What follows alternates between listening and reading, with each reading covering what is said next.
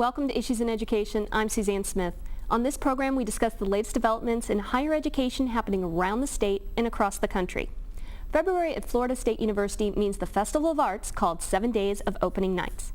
But this description is a little understated. For starters, the event is usually more than 7 days, and it's more than just opening night performances and artwork. It's about art education at the university level. To talk about this event and the impact on students is the director of 7 Days, Steve McQueen. Also here today is Olivia Grover, Program Associate for 7 Days of Opening Nights. Welcome to the program, both of you. Great to be here. Thanks for having us. My first question, let's get into the background of 7 Days. How did it get started? It got started back in 1998 when FSU President Sandy Dalembert decided that we needed more of a higher arts profile on campus. He thought that maybe the athletics program was overwhelming our national reputation and that we needed something that would highlight FSU's commitment to the arts. And so he put together a group of people, notably Donna McHugh at FSU and Margot Bindhart, late great arts patron of the whole region.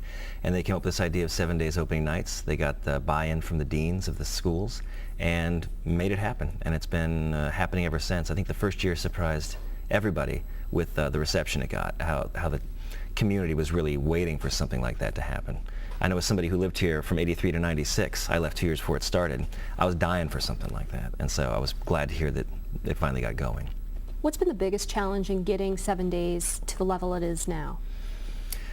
The biggest challenge in getting it where it is now? I think the most amazing part of it has been the public embrace of 7 Days of Opening Nights. I think the challenge was early on getting the buy-in from deans, who of course are busy. Colleges are busy, they have things to do, and getting them to understand that this is in the benefit for the university and the community to make this happen. And that happened early on, and it's been pretty smooth sailing since then. Now, how did you get involved with 7 Days? I got involved with 7 Days. Like I said, I had moved away. I'd been here for a long time, and I left in 1996, but I followed the progress of 7 Days because I got into the performing arts field after I left here. And I was always very excited about it and curious about it. And then when I was living in North Carolina, the job came open, and I really wanted to come back to my hometown and see what I could do with it. And they hired me. I was delighted to come down and take part in it. It was something I've been keeping an eye on since it started. Now this is your 3rd year? This will be my 3rd season coming up, the 2nd one that I've actually programmed. So. Olivia, now you're a graduate student as well as a program associate. Yes. Now what does a program associate do? That's a great question. It really depends on the time of the year. I feel as I don't really have one specific thing I do. It ranges from membership to kind of a concierge type service as well. Marketing, development. During the actual festival, it's mainly operations, I would say.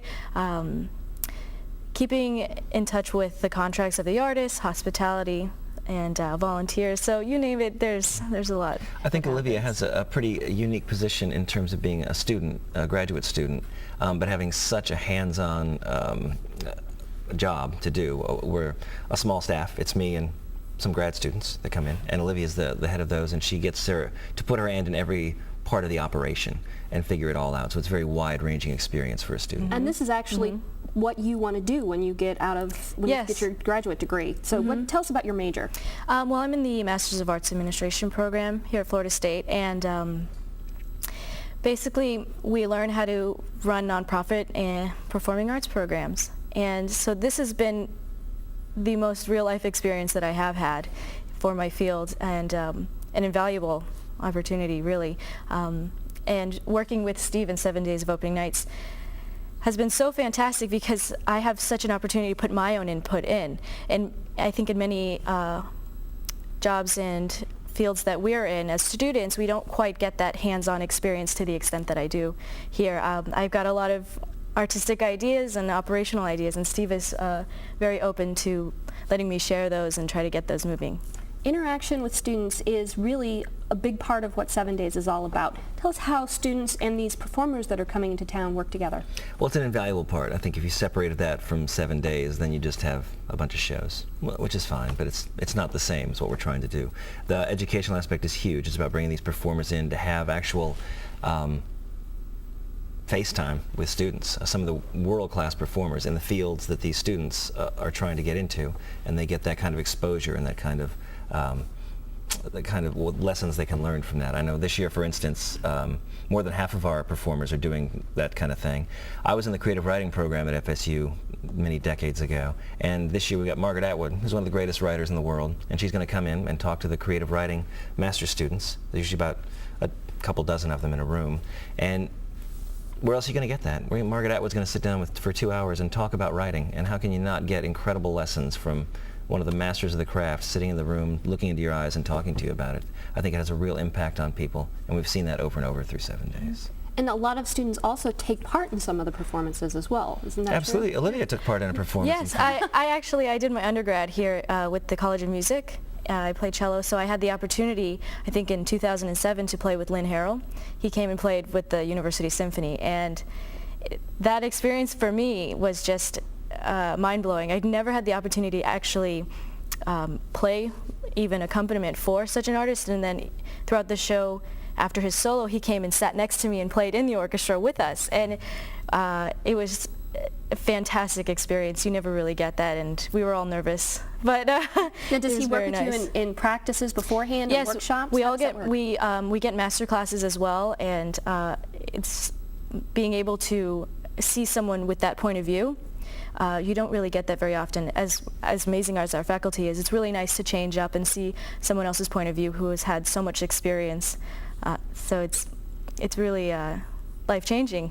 And you do honestly. see a payoff. Last year we have, each year for the past few years, we've had the Dean's Prize winner in the creative writing program read before our big writer. Mm-hmm. And last year Dave Dickerson read before David Sedaris.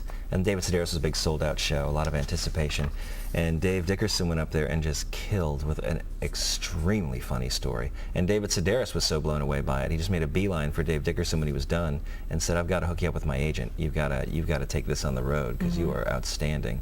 And that kind of stuff happens pretty regularly. We've also had last year, we had Marcus Roberts bring up students in the FSU College of Music to play in the Diane Reeves performance, and they got out there and, as he said on the stage, he said, by day they're College of Music students, tonight they're professionals, so they better watch it. What kind of response do you have from students when they hear, like, they're people that they look up to saying these kind of things about them and working with them? I mean, what did your friends all think?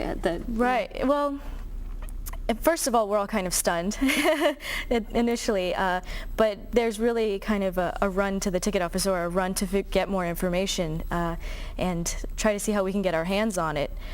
The teachers have been fantastic on promoting it and having their students come out and really interact, and I can't really explain the excitement. For instance, this year we have Richard Stoltzman coming, playing with our faculty chamber group Trio Solis, and Richard Stoltzman is of extremely high caliber. He plays clarinet, and all of the clarinet students are running to figure out how they can get in the master class, and we're trying to get that information to them and see how they can get tickets. And since the tickets are extremely cheap for students, it's a great opportunity for them and to really get a hold and interact with the artists. Now, how do you get artists, when you look for artists to be a part of this, do you say, okay, we want you to come perform, but we also want you to work with students, or how do you find the artists to do this? Oh, that's two different questions. Let's say the first one, yes. The first one, the answer is yes. You say up front, we need a teaching opportunity. That just has to happen. There are some artists where you don't do that. It's the more pop artists that just don't do that, that you do more for a big community kind of thing. Your Art Garfunkel type is not going to come in and do a master class in how to meet Paul Simon or whatever his master class would be. So he's just more there for a big show for the community, which is great, and that's another aspect of 7 days that's very important. But how we put it together it's interesting. I've been asked this question so many times, and I never really have an answer. It takes shape usually with one performance that you really want to have that really involves different things coming together, and then from there that affects the next one you do, and then the next thing you know, you've got 11 days worth of 7 days, and it's all put together.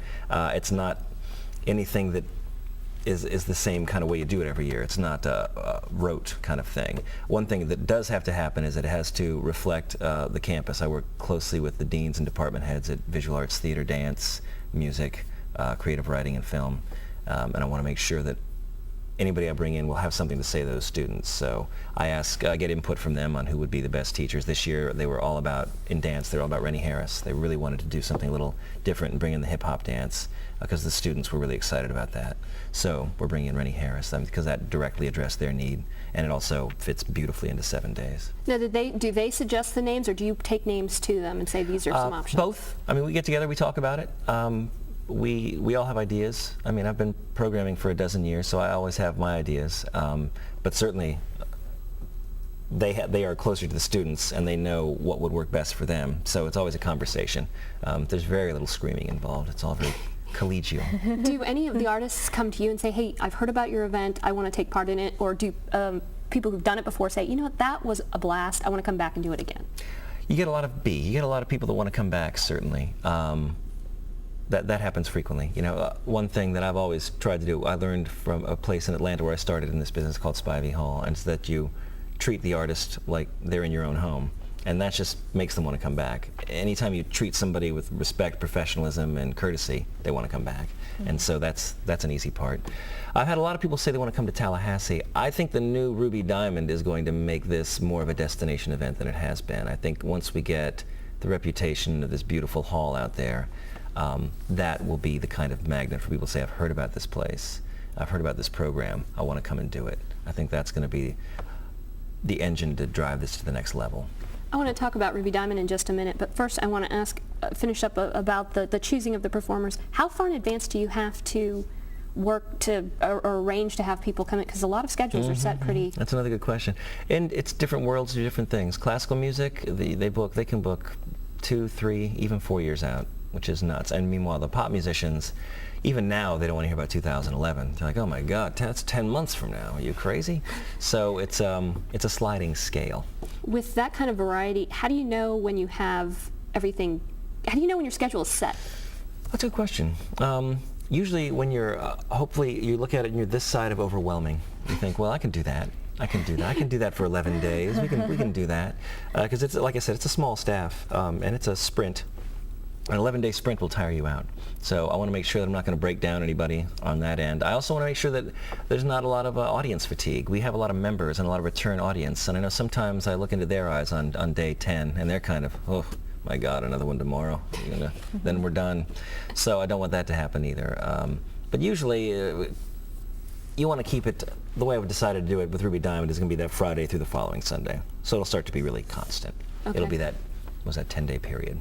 Now, Ruby Diamond has been under construction. How has that affected how you plan 7 days? Because you can't do anything in a venue as large as Ruby Diamond anymore. Oh, I would say it has dramatically affected it, if not totally reinvented how we do it. But I also think the overwhelming effect will ultimately be positive. How it affected how we do it, you're right, the rooms aren't as big. There is no room as big, except the Civic Center, which is 10 times as big.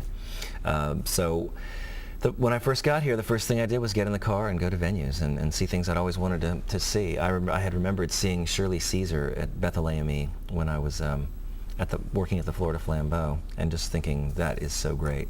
I hope they have shows here all the time. And I never saw another one there that I noticed. So I wanted to do one there. So we did Blind Boys of Alabama and Mavis Staples there last year. And that I thought was a great a meeting of event with venue.